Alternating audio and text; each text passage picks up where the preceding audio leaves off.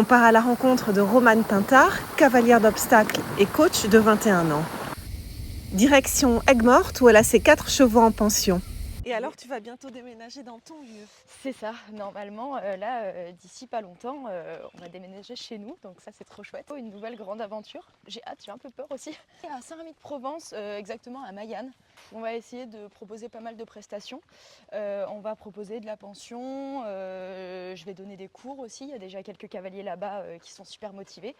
Ah oui, tu reprends une structure existante. Oui, il y a déjà ok. quelque chose qui existe. Après, je vais prendre sûrement quelques chevaux en dépôt-vente, peut-être du débourrage si jamais il y a des gens intéressés. Ça, j'aime beaucoup Oui, le débourrage. c'est ce que tu préfères?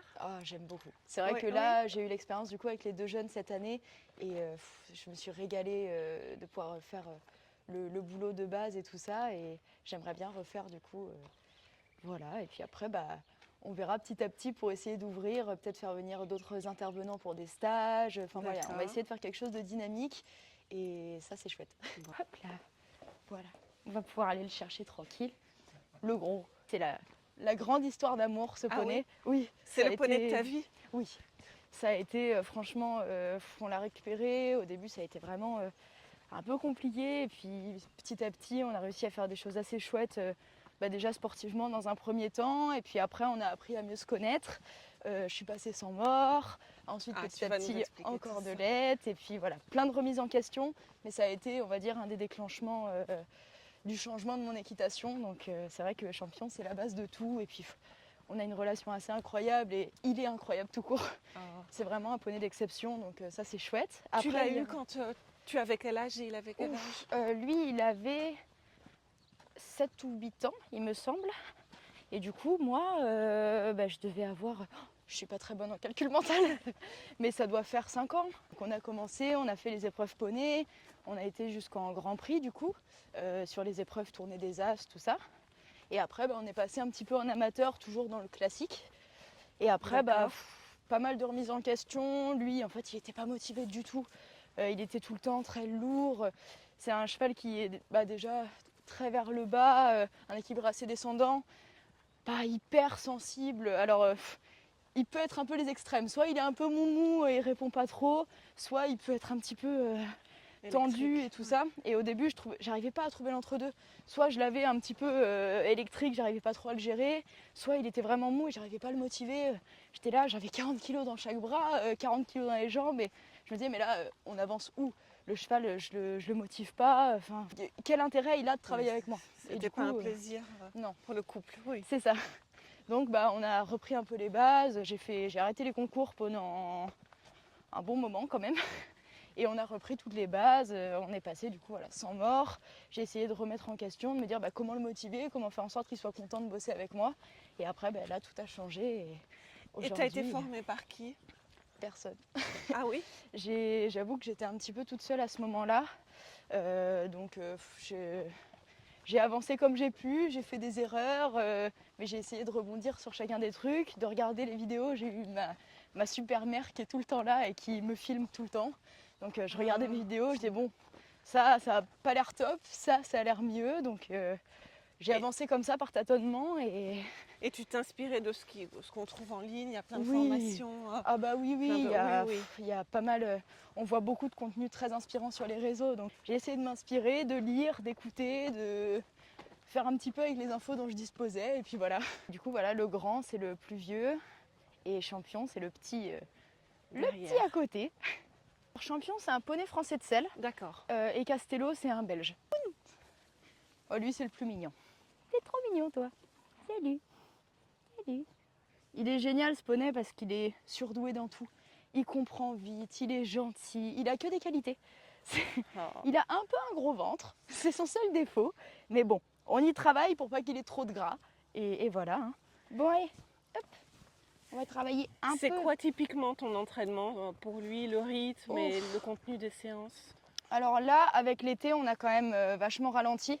Parce qu'avec la canicule, c'est un peu invivable. Et on travaille soit très tôt le matin, soit très tard le soir. J'avoue que pour les petites et pour Castello, j'ai mis un petit peu en pause. Je les travaille quand même vraiment beaucoup moins. Lui, je le travaille à peu près 5 fois par semaine et on alterne en fait entre dressage, du coup en Licoletto quasi tout le temps, balade trotting, donc soit on fait du cardio, soit on fait de la balade, mais avec les chaleurs, plus balade en ce moment.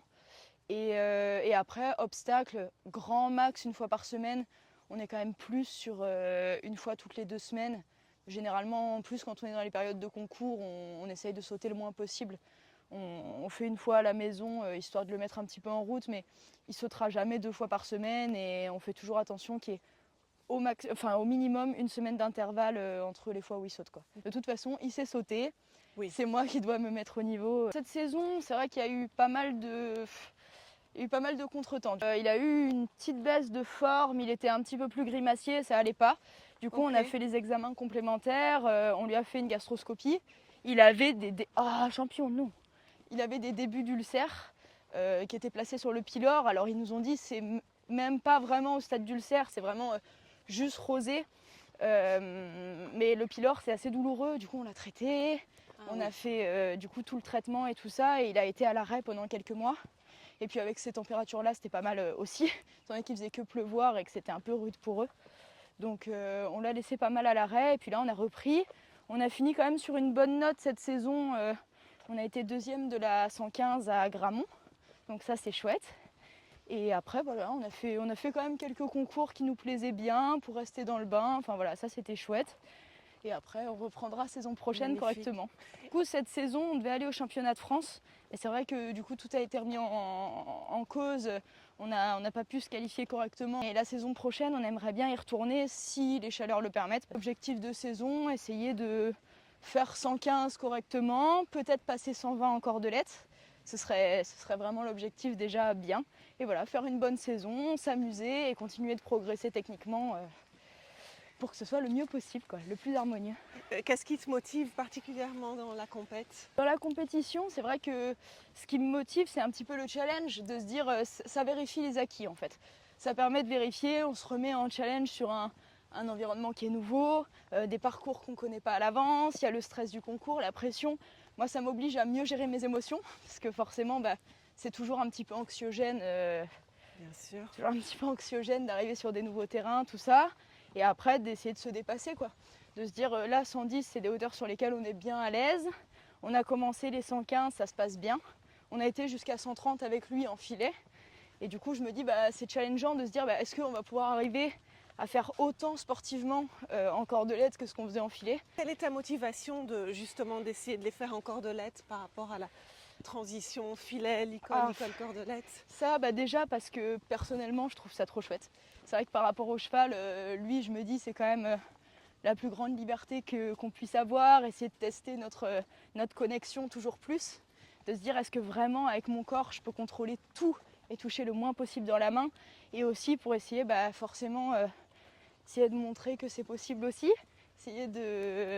J'ai toujours été pour l'allègement du matériel. Alors bon, j'ai eu une phase là où je savais pas trop, et du coup j'ai mis des morts un peu durs, des muserolles un peu durs, bon voilà. Et aujourd'hui je me dis, même si la cordelette, on va dire, c'est l'exemple le plus extrême, si tout le monde arrive déjà à alléger un peu son matériel, alléger son équitation et aller vers quelque chose de plus respectueux, c'est déjà super. Et même si c'est qu'une petite pierre, je me dis, on essaye de poser à mon échelle, qui est assez petite, mais voilà, essayer de poser ma petite pierre à l'édifice du bien-être animal dans le sport, quoi. Et c'est ce que tu essaies de transmettre quand tu donnes des cours? Donc l'allègement du matériel, la minimisation des... C'est ça. Là, j'ai la chance d'avoir... j'ai déjà la chance d'avoir des élèves super qui tournent sur les épreuves club et poney. J'ai un petit peu de tout. J'ai une élève avec une trotteuse, d'autres avec plutôt des Connemara. Enfin, on a un peu de tout. Mais ils sont tous soit en mort simple, soit en side pull. Il y en a même en Licoletto qui marchent bien d'ailleurs. Donc c'est chouette, petit à petit... ça avance, quoi. Donc c'est cool parce que les jeunes générations, on est quand même sur plutôt des plus jeunes. J'ai quelques adultes, mais la plupart de mes élèves, c'est plutôt des ados. Et elles sont hyper motivées à changer, à essayer le sans-mort, essayer d'éduquer mieux leurs chevaux. Donc bon, c'est vrai que moi, je suis super contente de ça. Et si je peux les aider un petit peu avec mon expérience, ça me fait trop plaisir, quoi. Je trouve ton licol un tout petit peu grand, c'est une taille full. Ouais. Et en fait, il lui faudrait une taille cob ou une taille arabe. Il doit combien ton poney? Il est maxi taille poney, il fait un 48 ou 49. Ok, oui, donc typiquement c'est taille cob. Oui, c'est ça. Taille Donc, cob, là, celui-là, alors c'est vrai que c'est pratique parce que ça me permet de le mettre aussi à Castello qui a une grande tête. Et même Félina, ma jeune Oldenburg, là, elle a quand même une tête un peu plus costaud que lui. D'accord. Donc pour les deux, ça va bien. Bon, il n'est pas très sauvage, on peut le laisser en liberté, il bouge pas. Je vois, bien éduqué. Super. Même ça aussi. Oh, il commence déjà à faire chaud. Ouais, je le sens. Et pourtant, il est tôt encore. Voilà. Oh, t'es une star comme ça, dis donc. Très beau. Très beau.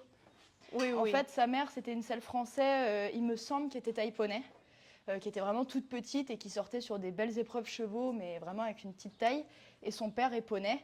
D'ailleurs, c'est Machno Carwin, un des grands étalons reproducteurs Welsh Cob.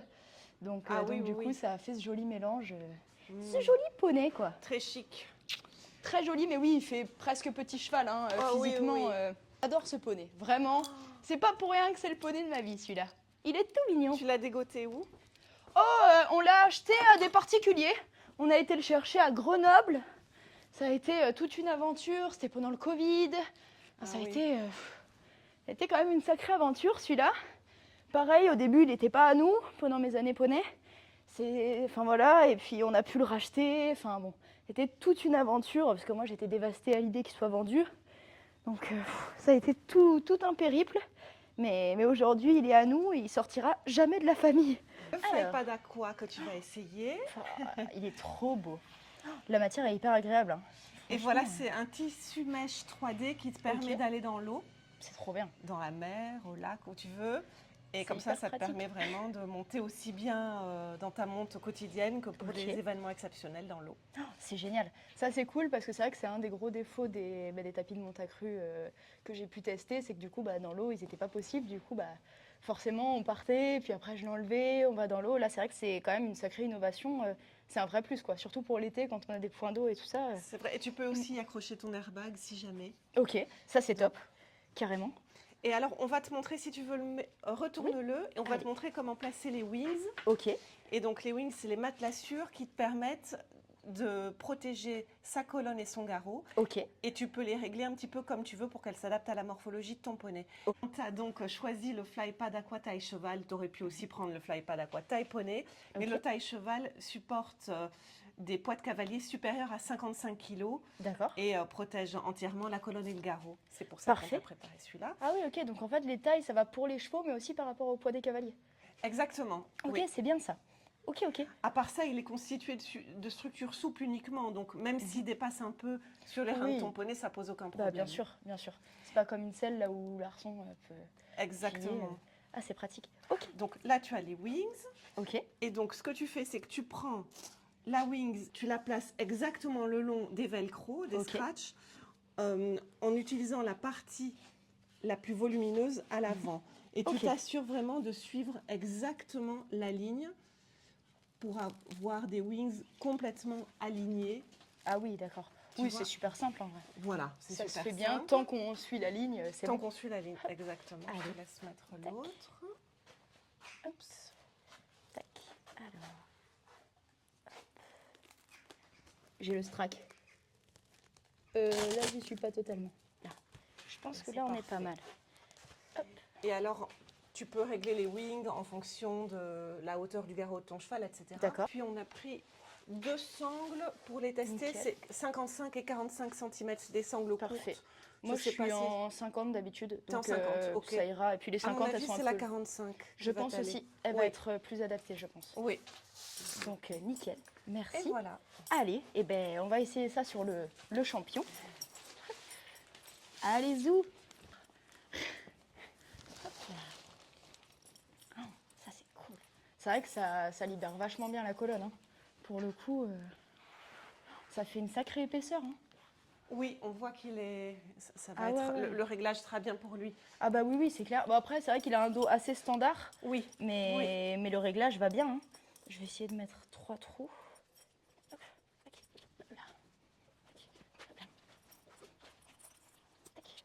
C'est la bonne longueur de sangle, je pense. Extra. Oui, là, ça on semble est très nickel. bien.